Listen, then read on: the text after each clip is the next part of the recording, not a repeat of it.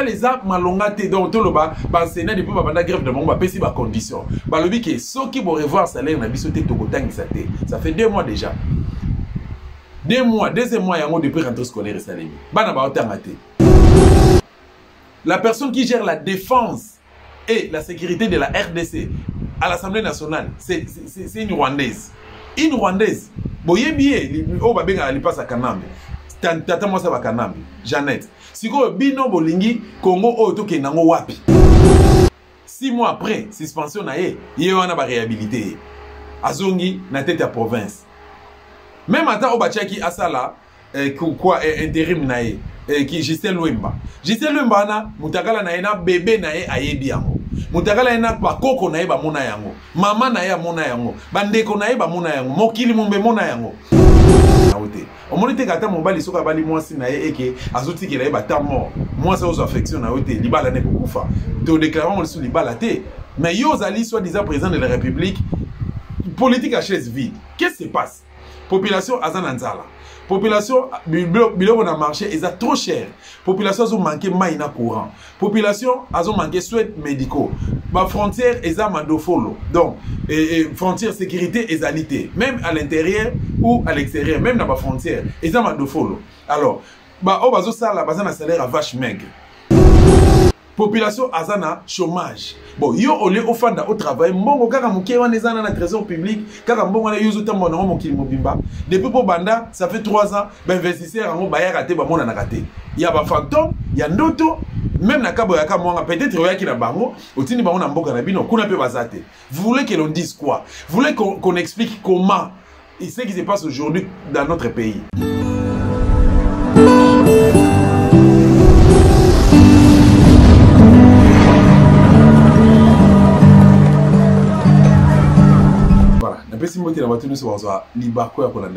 À travers la chaîne du peuple, Dosta Télévision, émission de 9h40, c'est toujours ma solo ya mbo cannabis république démocratique du Congo. Yo aux occasions voilà la émission aimé déjà ou aimé ou partager moi commentaire peut que ça la bien et donc voilà tous allera toujours tous sera toujours imité tous se soutenir entre biso pour n'associer à quoi si qu'on a tout peut libérer mon cannabis république démocratique du Congo. Donc ça fait un bout de temps on a ba to comme na souka 9e mois il y a report 9e report plutôt il y a état de siège aux acquis initié par M. Chilombo mais tout le bas état de siège na région d'état ba idée de pétèse ya papa honoré Mbanda Nzamboko atumba père résistance à la République démocratique du Congo c'est kaloba que M. Félix a une mission il y a liboso il y a légaliser occupation il y a mis balai il y a protéger les occupants il y a mis ça pour distraire le peuple congolais. Est-ce que tu peux ça raison mais à mon maman na likambo oyo na ligne na partager la vidéo la minute ya moké bande ko nanga ba na école Congo démocratique tu peux abonner à Dosta Télévision ba fidèle à Dosta Télévision ba résistant ba maman ebele oyo ba mi pesi vraiment pifo ya kolanda ba information autocopie ça à travers la chaîne du peuple Dosta Télévision ba maman Samayi mbote na mino maman Christine Mutombo kulutu nangai tu peux venir nanga Milano Ndongala mon général Grada Kumbu na pesi mbote na partenaire officiel à Dosta Télévision maman Catherine Ingwanda mbote na yo ba bisu na yo na pesi mbote na lipasa nanga Adoni Fouti na pesi mbote na maman Petronel na pesi mbote na maman Annie Kelani na pesi mbote na madame Mireille Mère Double na pesi mbote na maman Deboulonné na pesi mbote na bato nyonso kulutu nangai Waiza Ipo na pesi mbote na kulutu nanga Odombo na pesi mbote na ba résistant nyonso na mbote na bosanité Fabrice Umba ba ebanso bazo la pomité les jours comme la nuit pour na koluka quoi faire pour libérer notre très cher beau pays la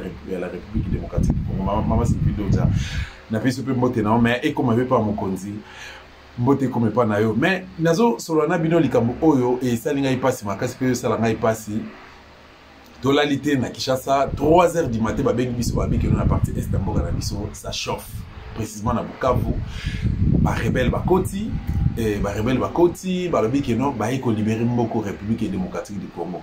Est-ce que to benga mo libération ba tona na zana sima na bango to meko benga bantene na biso baza kuna sur place ba lobi que ce sont des Congolais o ba yé ba lati tenue militaire te bazali na tenue civile. Baza na uniforme ya ba soldat ni à la police mais baza plutôt na tenue civile. Bazo ko ça l'appel na population ba jeune ya Bukavu ba rejoindre bango pour que ba concrétiser mission na bango. Batona bazali non identifié bazali banani. Ceux qui baye pour na libérer, est-ce que bazali ba mai d'abord? Ba patriote mai est-ce que bazali ba rwandais, milice rwandaise, ougandaise ou burundaise? Est-ce que bazali bandeko ya FARDC oyo babwa kiteni basi minduku po ba attaquer mboka na biso? On se pose tant de questions, sa réponse na sans wana. Mais Tomituni 9e rapport ya état de siège. Pour quelle finalité? Pour quel objectif? Où ils sont les militaires congolais au Bafuta Marana, Trésor public, Banque centrale et Sangisi Mbongo, Basali et calcul na bango pour pas que Bafuta bateau na baso plus $20 na bango ya prime. Est-ce que ezali bango? Est-ce que mission na bango ezali concrétisé? Est-ce que bayokanité na gouvernement central? Est-ce que chef d'état-major général Aza au courant makamone sur le cas. Ministre de la Défense au Bino Botiaki, na gouvernement na Bino à Union Sacrée. Est-ce que gouvernement Union Sacrée est dirigé par Sam Alukonde? Est-ce que M. Chilombo na qualité na yo, na ba responsabilité na yo, ozoye ba attribution, est-ce que ozo sala musala na yo population de lazo kokufa? Mboke ezali ko kende. De comme ça benga 2 jours passé le bina qui état de siège on est état de piège. Ils en a pas concrétiser balkanisation mboka na Congo démocratique. Ba komi na niveau au kitza drapeau il y a un drapeau d'occupation au bébé na biso. Drapeau ya bleu et côté jaune. Drapeau d'occupation. Ba kitisi yamo, bazu drapeau ya bango ba matisi. Est-ce que les républiques di Kivu? Est-ce que les patriotes mai o bazo ko bunda, bazo résister pour que mboka na biso qui l'été, to ezali histoire mususu, to peut pas je mususu o toujours retourner la République démocratique du Congo. État de siège, ça supposé que na partie est mboka na biso, na ba province nyonso, na ba territoire nyonso, eza dirigé par rapport militaire. Tu peux sa raison et pas de quoi avec ezali état de piège. Mais tout la nana nous quelques images où ba de quoi tiner biso bon toko zonga tout ça la commentaire ensemble là c'est parti.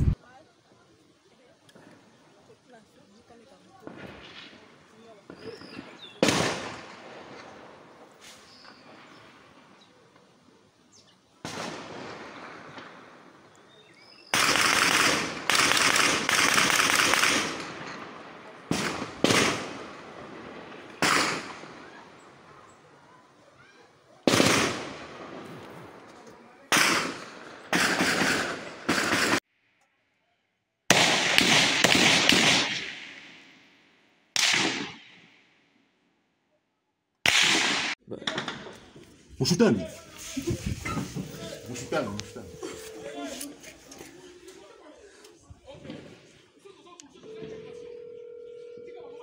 Moshe. Ewa, tuko na vivre ndio Afghanistan. Tuko en direct. Chunga ni ba filme, chunga ni filme.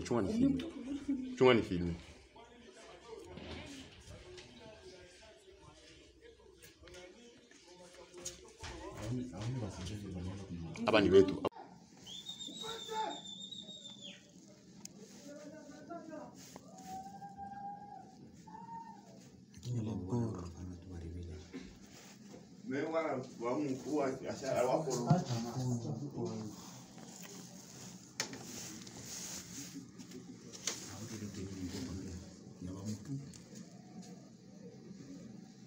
Sintele materia mpori ndio kwa kwa.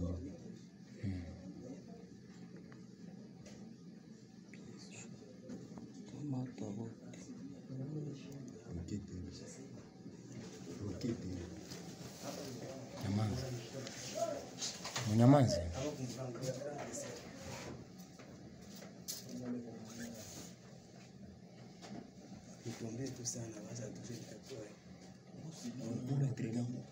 Komanda.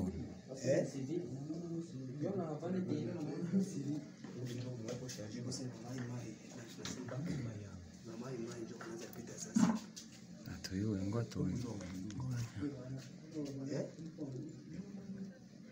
Ule malipata lisasuli ni bamai mai aba sona bana mubeba sona bana kya mubeba ngo kopitani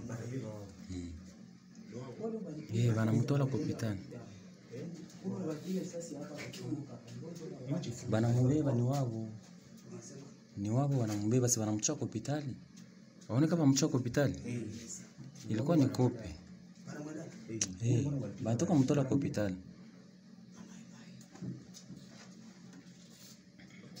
Vie woto ambie biko aye batomboki tunona bakamata pale bakunyanganya bunduki usitwambie nchi kwa aye benzako banakimbia soda gouvernement si bezake bako mukame bako bangaka kame mokonzi woto ambie nchi onone kwa aye kutoka pale kukame kwa ngame bezake bako mbaya mambo tu ya president Kisekedi ndio iko mbaya ndio unaona nje inaribika sasa isa batomboki banakubana uko shona nakufa tu bien basi nilikuwa ya adui la ngomboesha adui ngipema mecho tu ni watu ya huko wanajua bwana haiko napenda kwa wewe bwana wewe una vile Maître sasa wewe sasa hii sasa vitaisha ushukuru Mungu mkanisa juu tukashaona maisha yako kwanza ona kufa sasa wewe wenzako wanakimbia na kukimbia benzako balikimbia tu tunabona pale balikuwa basita banakimbia wewe ukimbia bakunyang'anya bunduki yako kwanza na hawezi kufunga juu ya ile si gouvernement bado iko na watawasamia pale basi huko tu balifika depuis kusubi mutebe atanyang'anya wasoda wote mutebe mabunduki na buko na kila umomwe kama na ngapi biloko naona posho si ya biengono bakunyang'anya bunduki yako au yona kufa nini au yeye biko aye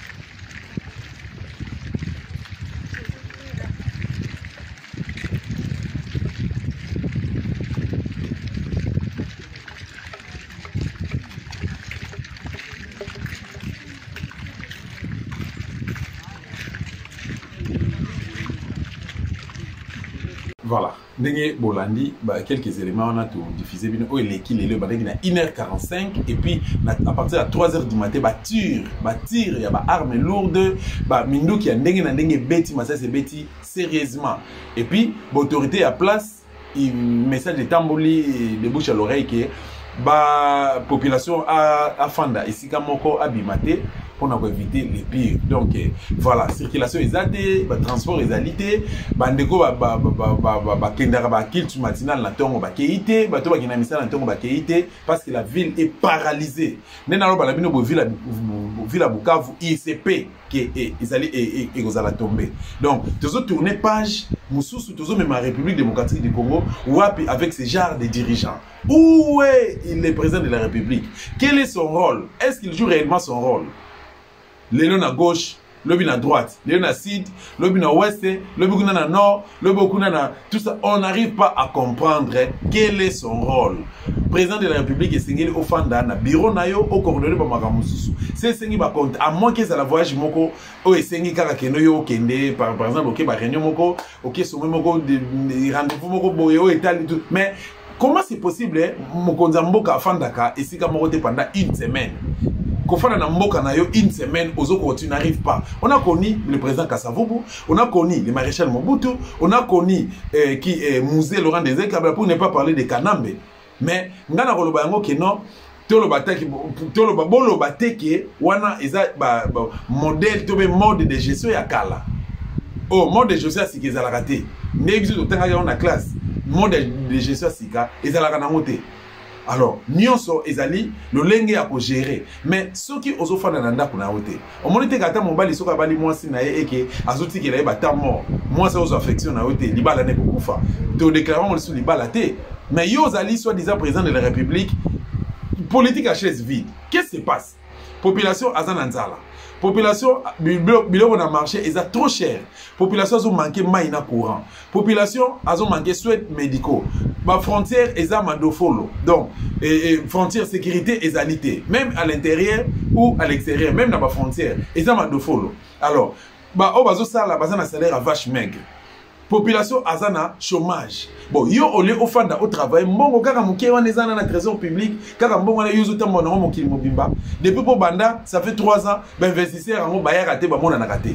Il y a ba fantôme, il y a ndoto, même na kabo yaka mwanga peut-être yoyaki na bango, otini bango na mboka na bino, kuna pe bazate. Vous voulez que l'on dise quoi? Vous voulez qu'on explique comment et ce qui se passe aujourd'hui dans notre pays? Bana Congo tozali wapi? Mboka ya Kimbangu, mboka ya mama Kimpavita, mboka Maréchal Mobutu, mboka papa Kasavubu, mboka Lumumba. Tozali wapi bana Congo? Mboka Malula. Tolamuka ba Congolais tolamuka. Félix a teki mboko Congo démocratique. On peut pas rester plutôt bouche bée comme ça, to fandi kaka total raillé, tozo ko envier ou bien tozo ko conva, to contemple raillé pour que apporter nini et pas na biso. Mboka na biso zo kende. Après tout, et ça va de comme ça bazo ko benga, bazo ko mélanger avec des menaces tout ça que non, tout c'est un peu des réserves. Na kozana ba réserve ndenge nini mboka na ngeza liko kende. Tant que tu vas benga que non tonto dosta ils ont de comme ça tu ko benga ngalobi que asaki accident à un hôpital pour ba simba ye lokole vimbi lokole baluki pour ba simba ye kaka bazo pesa ba condition. Donc na éviter ba médecin ngo ya lelo est-ce que ezali contexte politique ya mboka na biso bozo ko gérer makambo ceux qui malamu te yango bato ba comme ko tiambongo liboso ou bien ezali makambo nzamba komanga na Bible que non na mikolo ya suka bato ba koma ba mis de l'argent ou encore eza politique à sacrifier pour mieux régner. Mutu yo médecin salaka serment d'Hippocrate. Bayele yo malade o azali état critique pas au kufa. Ozoko pesa ba condition avo simba yembo. Mutu abukani de 2 azo saigner, de 3 azo lela lokola mutu e baloki pe mwana mwasi. Et avec tout ça to beta maboko politique ya ndenge ni. Politique ya ndenge ni obino bo memeli biso gestion ya ndenge nini. On a vu Mobutu ici, bo finga Mobutu dictateur ben avec les maréchals les alaki bo était hôpital mama ye moana tia pesa ko mama na ya mama na ye hôpital général. Ezaki bo était na ba condition haute, so to na kinoise de même. To na ngalema de même. To na universitaire de même. Donc to na ba centre mike ba centre de périphérie ndenge moko. Bon finalement soit ezalité soit des santé malonga ezalité na mboka na biso. À un moment donné, basi d'Afrique bazo au traitement. Ah, les le commis biso to komi ko tanga kuna. Biso to komi ko traitement kuna. Bon moi si ça biso même maloba ya koloba parce que soni et pas na bino. Bande ko to telema tout ça la marche nanga musu abike no to ça la marche pacifique. Est-ce qu'avec des marches pacifiques tu résoudre les problèmes au Congo? Occupation sur tout ça mboka na République démocratique du Congo. Et que ça la vraiment résolu, s'il vous plaît. S'il vous plaît, Mbogo Zali Mboka Nabiso. Est-ce que tu comprends qu'avec ça, tu vas aboutir le résultat toujours négatif? Classe et Koufi. Classe et Koufi, sur ça, les armes malongate, donc tout le bas, Sénat depuis la grève de mon bas, péci ma condition. Balobi que ceux qui vont revoir salaire Nabiso, ça fait 2 mois déjà. 2 mois, 2 mois, il y a un depuis rentrée scolaire et salaire. Bana ba otangate. Si tu mets ta cam Mbogo Fati Béton. Un président de la République a un salaire à 2 millions de dollars, mais à limiter, 2 millions 70 000 dollars, à limiter, population, tout peut fonctionnaire à l'État va se retrouver. Donc, fonctionnaire à l'État ressemble à chaussure, il y a 100 dollars mon colonini. Fonctionnaire à l'État refoute la ndako, il y a 100 dollars mon colonini. Fonctionnaire à l'État ressemble à téléphone, il y a 50 dollars mon colonini. Fonctionnaire à l'État, il y a soso, et comme un lix mon colonini. Kwanga, panga, mongbaele, otobenga na lingala mongbaele, et comme un lix à na Congo. Lipa et comme un lix. Si moi, aucune famille, moi, écoute, bazo déjeuner avec du lait ou bazana bleu blanc, margarine. C'est que bazana mongo. Pour le Congo, il y a comme un lix. Si bazo il y a mayonnaise, et ça lix, s'il vous plaît, mboka na biso zo kende wapi. Lelo, bo imposer état de siège kuna, ba Rwandais bazo piller, nazo révéler bino secret moi s'il vous plaît. Faut tout le banana nous paye hein. État de siège wana idée quoi bozala malamu ezaki procédure ezaki mabe. Parce que tant visionnaire, mais si on est que non, il faut qu'il y ait une révolution forte. Parce qu'avec notre armée na mission ezali infiltrée parce que le pays est occupé. Armée ya ba Rwandais, botier de besoin de défense, il y a Mboka Bopesi on a Mboka Rwandais. Ministre de la défense c'était un Rwandais. Premier ministre Bopesi et bateau de commandement c'était un Rwandais. Hors de Outaouapi na Kingakat. Nous avons 4 ministères dirigés par Rwandais. Donc, alors, tous les 4 secteurs Rwanda, tout ça c'est là, et ça pour tout c'est la résultat. La personne qui gère la défense et la sécurité de la RDC à l'Assemblée nationale, c'est une Rwandaise. Une Rwandaise. Boye bien, oh babenga ali passe à Kanambe. tata mwasa bakanambi Jeannette siko bino bolingi Congo oyo tokendango wapi bolingi to réfléchir comment bolingi to te ya batu ndenge nini pacifique est Bukavu ekweyi pacifique économie ya mboka ekweyi pacifique mais c'est Tshilombo azo continuer ko diper ba Congolais. Alors on se pose des questions sans réponse. Mais c'est Tshilombo travaille pour qui? Mais c'est Tshilombo sert qui? Ba Congolais tout font la misu. Ba tata nanga ba soda. Bola pakanda imakina na biso pona ekolo. Tokoa pona ekolo. So omoni civil abimi na balabala zo ko revendiquer. Bon protéger. Au contraire, bon na simana ebo accompagner. Et cause à la paix solution civile abimi na balabala pour revendiquer pour atteindre l'objectif malmo aux qui sont na biso nyonso et même biso na libération mboka na biso. Pacifique pour quelle finalité? Del fait qu'à la Koufi. Membre militaire SID. Nazana est âge moko. Il est décédé comme ça. Ba bétier et pas bataille d'épaisse, ba bambier barre de fer s'il vous plaît, na coup derrière les coups comme ça. Et c'est le banquet où tout ça, on a personnellement ça li balobi que des quoi qui convalescent, a autant que subir opération ya hernie. Alors, ça qui n'a répondu médical quand des alaka, à ça il y a 3 mois et pourtant bah 6 mois. Aya qui marche car pour na bolinga mboka na souci mboka. Logo les aki pacifique, bah si marche na on a retour, bah de quoi IDPS bah bloqué bah on a à partir de 10 millions na mon ko azali na hôpital à Mutombo Dikembe na marché liberté kuna na masina mususu ye wana na minute to lo baza na morgue. Alors, attends, vous avez dit que non, parti politique n'a SID, topé, président Eli Martin Fayola, bimisi mbongo, pour appeler ça mbongo na famille na ba, mais mbongo ba repé ça, ego somba mbongo ya ndekonate, et on remplacer pe ndekonate. Il est parti comme ça. Ndeko to perdre qui aussi, ndeko to perdre Thérèse Kapangala, ou Sen Ngandu, ndeko to perdre qui ba, to perdre ba ndeko neso baso ko kufa na tout au long ya combat oyo, injustement s'il vous plaît, ndeko to perdre ndeko oyo. Donc, to tie na oubliette, to bosanier. Donc, faudrait-il continuer dans la pacifique? Pacifique. Tout est à l'ikambo oyo, n'engeni.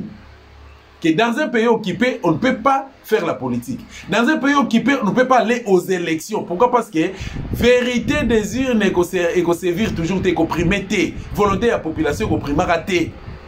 Ba occupant bangonde baza na sima Tshilombo. Bangonde bazo manipuler Tshilombo. Toyebi yango, ezesi le mo oyo. Tokoki ko expliquer ba tout parce que ça se voit à l'œil ni biso ba congolais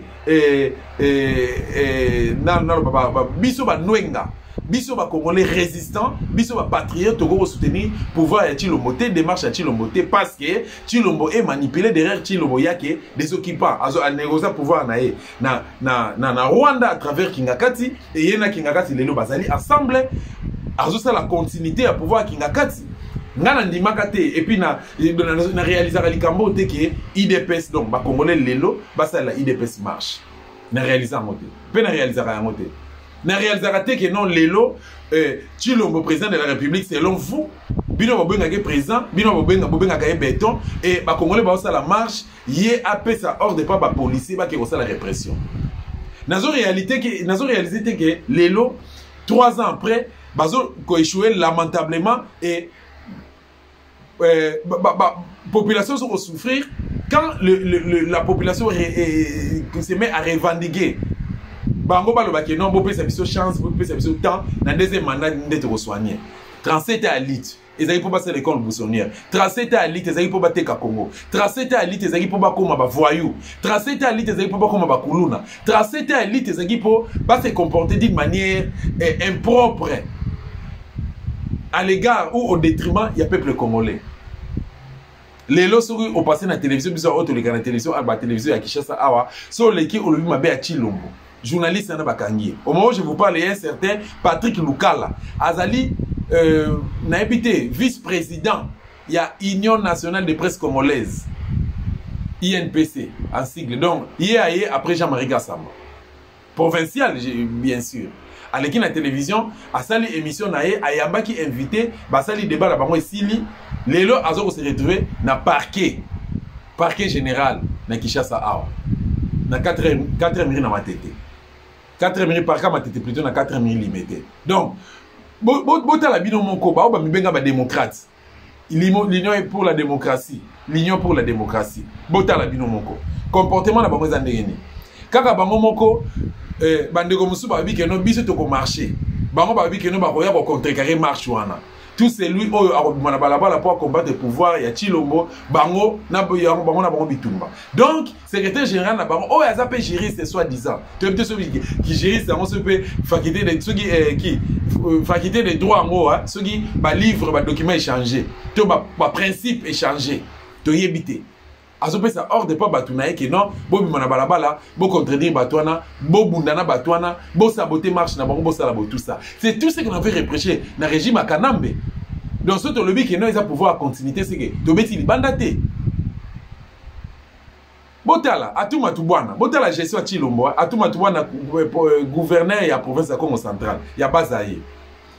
Ba détournement oyo bakangie nango. Le boko na sac. Trahison na gestion ya province et dossier comité na niveau ya procureur a tranché basambi tout ça et comme na niveau ya procureur a tranché ba suspendre et puis ba zui adjoint na ye ba remplacer à ça l'intérim en attendant qu'il va organiser l'élection et naloba 7 mois après 6 mois après suspension na ye wana ba réhabilité azongi na tête ya province même ata obachaki asala quoi intérim na ye qui Gisèle Wemba na mutakala na ye na bébé na ye ayebi yango mutakala ye na bakoko na ye bamona yango mama na ye amona yango bandeko na ye bamona yango mokili mumbe mona yango ngana bayoka soni province ya Kimbangu. Chez nous, les Bakongos, c'est les lusites qui priment. Na nini ba na évité na province mususu les dialectes mususu to banini mais ils ont sacrilège. Ils ont vraiment sacrilège. Total ndenge toujours suyer République démocratique du Congo. Total ndenge toujours suyer République démocratique du Congo. Et jusqu'à quand cette histoire est continuer? Et quand est-ce que les Congolais ont conscience pour que tout le monde la mboka na biso avec sincérité et amour? Quand est-ce qu'ils ont conscience wana? Parti est un mboka na biso comme abattoir. Donc parti est un mboka na biso est comme abattoir. Kasai na province de Kasai kuna. Et pas Bachilo. Tout que compter nombre de fausses communes. Population à Kounia contre wana asa pauvre, extrêmement pauvre. Pour mayaza na ngote, courant za na ngote, transport za la te banzela malonge za la raté. Bango wana ba uti Kasai ba Kinshasa, ba koma bato ba moto. Bango bato IDPS na famille Tshisekedi. Bazana ba chinois na bango. Donc ba koma na ba chinois na bango. Membre de sa famille Tshisekedi azo clique ba chinois na ye ba ya na bango, ba koma kofana na Katanga na ba carré minier. Donc chacun des azana carré minier na ye na ba chinois na ye, bazo ko exploiter, bazo yiba. Donc bazo wana za kimoyibi. Tolo bate. Sikoyo leçon ni bino bo pesa biso na 37 litres bino bo bundaki. Qu'est-ce que vous avez apporté de nouveau? Qu'est-ce que vous avez apporté? Oh, tokolo ba peke no ba montan bazo ki pouvoir ba sala ki bo. Bo apporter nini? Tolo ba nini? S'il vous plaît, bana Congo. Na osanga maloba, na osala de minutes belete na osala tamula parce que je suis trop énervé, na déçu pour na comportement ba congolais autoni ko comprendre té. Ba comme le livre incision les glas.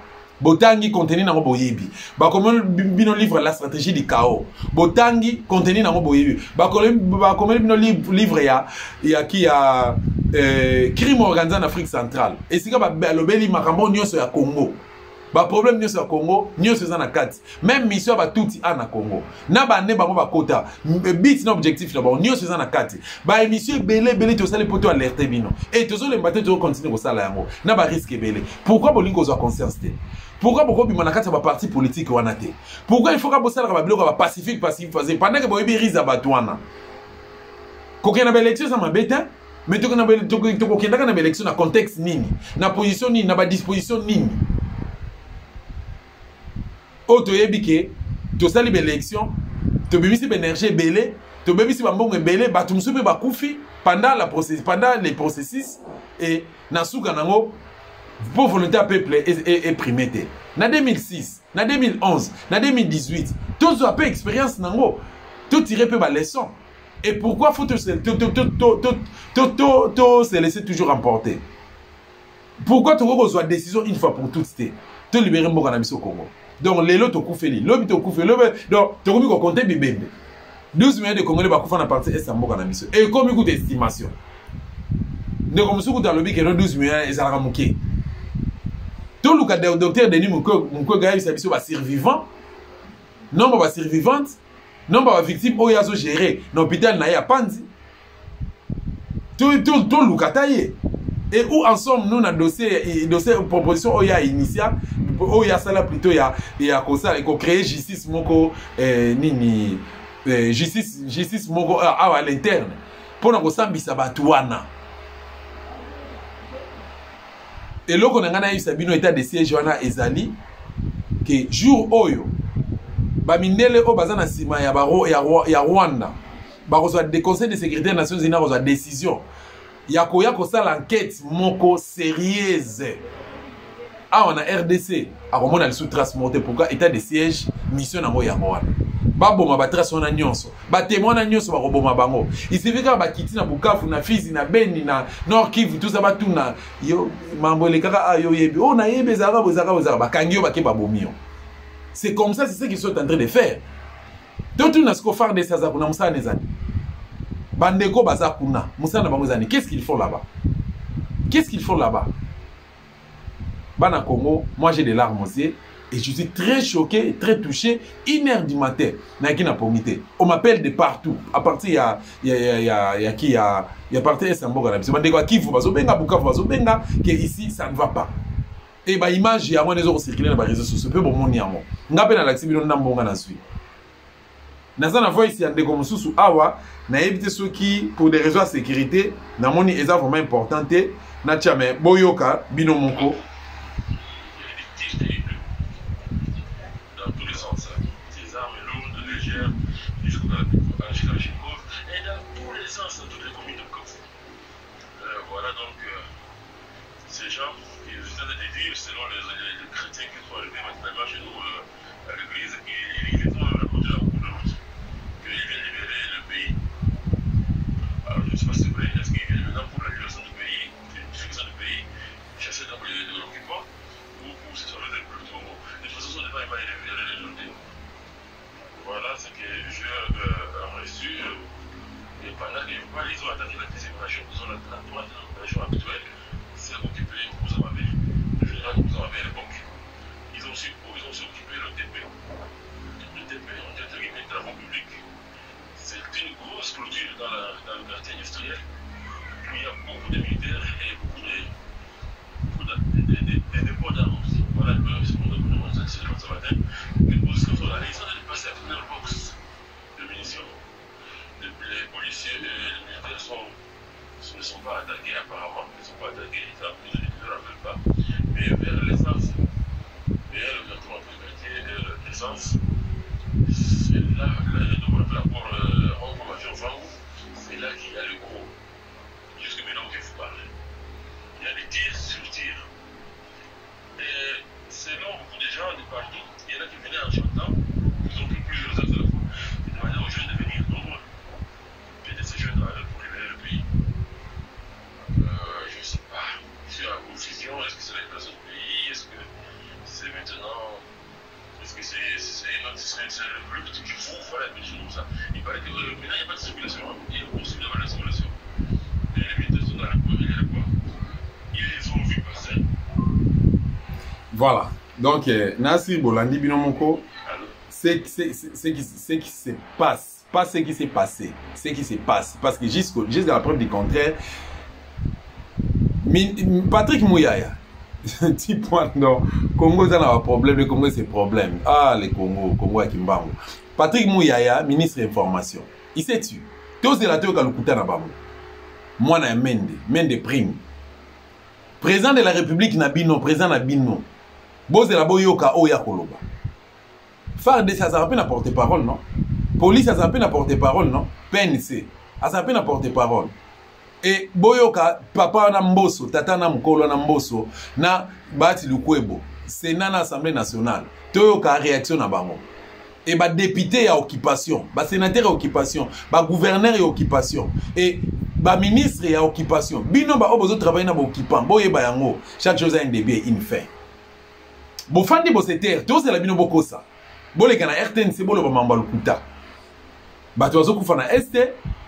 Ça fait pratiquement bientôt 3 décennies mboka eza occupé bato azokufa na ngambo wana et toloba eloko te toloba na biso eloko te bonormalize nyonso mais boyebake bana Israël basalaka 400 ans 400 ans s'il vous plaît mais eza na mokolo moko bakomaka na terre promise alors biso tozobunda et il y aura une solution merci beaucoup Ingeta